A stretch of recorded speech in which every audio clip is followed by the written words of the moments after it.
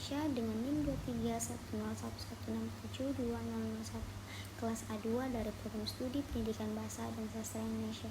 Saya akan memaparkan kembali apa yang dipresentasikan oleh kelompok 1 tentang fonologi dan subdisiplinnya ilmu lainnya.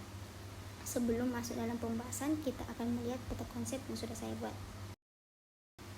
Yang pertama, pengertian fonologi. Secara entomologi terbentuk dari kata fon yaitu bunyi dan logi yaitu ilmu.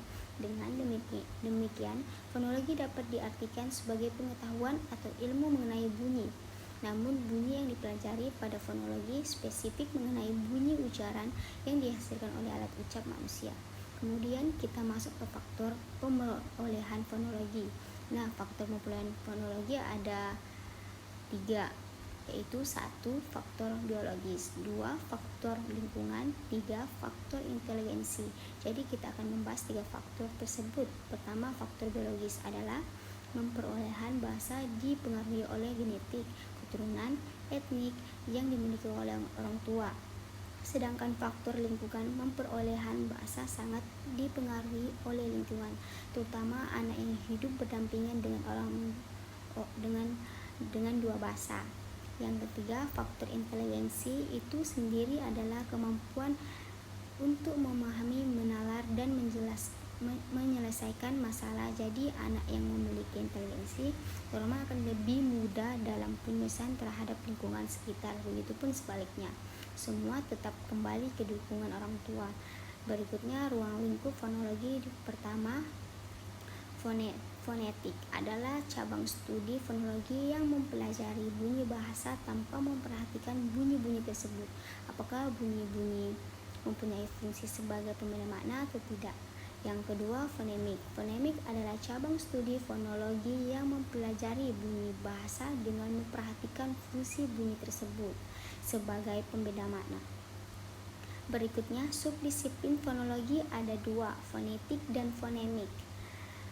Kita masuk pada fonetik. Subdisiplin fonologi itu ada fonetik artikulatoris. Ini mempelajari bagaimana bunyi bahasa dihasilkan oleh gerakan-gerakan organ bicara seperti lidah, bibir, dan gigi.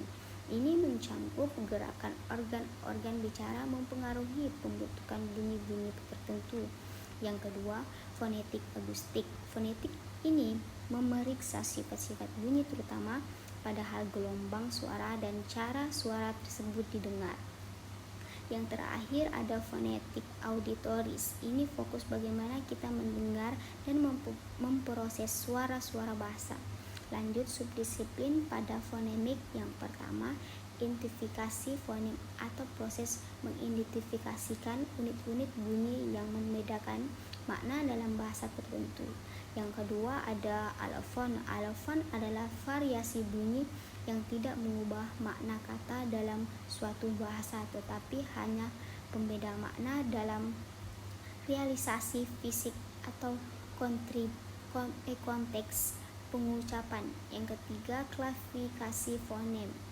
Pengelompokan fonem. Fonem berdasarkan ciri-ciri fonetik atau fonologis tertentu seperti tempat atau cara menentukan bunyi.